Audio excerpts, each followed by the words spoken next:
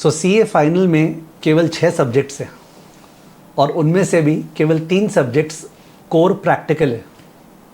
उनमें से the most practical subject is advanced financial management, जो पहले स्ट्रैटेजिक फाइनेंशियल मैनेजमेंट था।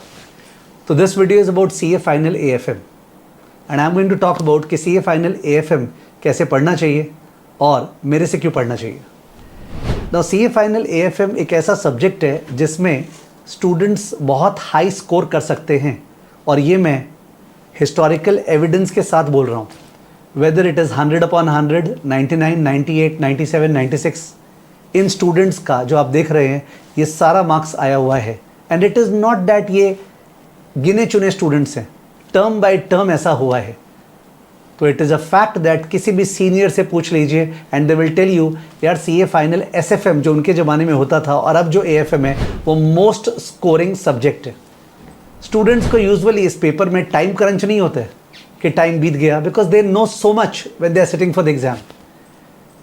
इफ़ यू लाइक नंबर्स और लॉजिक कम्युनिकेटेड थ्रू नंबर्स, मतलब हवा में नहीं, नंबर्स के साथ लॉजिक जब कम्युनिकेट कर रहे हैं, ठीक है, तो and you like hard core logic interaction, in that case CA final AFM is there for you. But एक अनफॉर्चुनेट स्टेट ऑफ अफेयर्स है क्या कि CA final AFM too many students have become just a question solving affair, कि भाई कोई chapter है जैसे foreign exchange, उसमें 100-120 क्वेश्चंस को बार बार सॉल्व कर लिए, वैसे ही डेरिवेटिव्स है उस पर 120 क्वेश्चन सॉल्व कर लिए। आई थिंक क्वेश्चन आंसर को सॉल्व करके अगर कोई जा रहा है तो एग्जाम में बच सकता है, because the exam can be easy, repeated question आ गया। बट एक तो डिफिकल्ट पेपर आने से, जो कि आता है और आएगा, फंसेगा, और दूसरी बात है रियल लाइफ में उसका जो नॉलेज है वो एकदम खोखला होगा।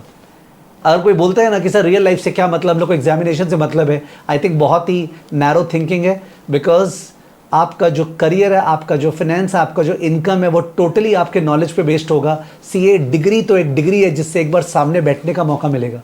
हम लोग जिस तरह से कवर करते हैं क्लासेस में, पहले लॉजिक एक्सप्लेन करते हैं नंबर्स के हेल्प से, इंटरैक्शन से, फिर डिक्टेट करते हैं, फिर क्वेश्चंस करते हैं, फिर होमवर्क देते हैं, फिर ऑडियो समरी देते हैं, ठीक है, फिर फास्ट ट्रैक क्लासेस है, रिविजन है, इतना सारा चीज़ जो कवर्ड होता है ना, मतलब कहीं कुछ बचता नहीं है ओके स्टूडेंट के। And then the motivation continues.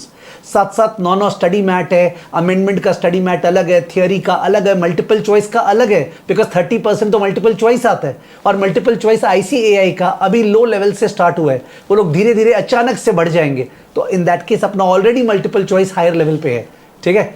Basically कोई भी सब्जेक्ट फाइनल लेवल पे बढ़िया से पढ़ाने के लिए आपका बैकग्राउंड होना चाहिए। बैकग्राउंड 2 चीज़ का, नंबर 1 क्या आपने 5-10 साल 15 साल पढ़ाया है, और नंबर 2 क्या आपके पास खुद के पास क्वालिफिकेशन है वो चीज़ पढ़ाने का।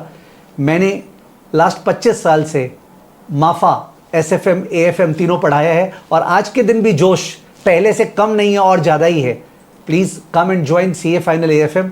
Do not treat it like a subject, treat it as a career opportunity, and it will change your life for better in future. Thank you.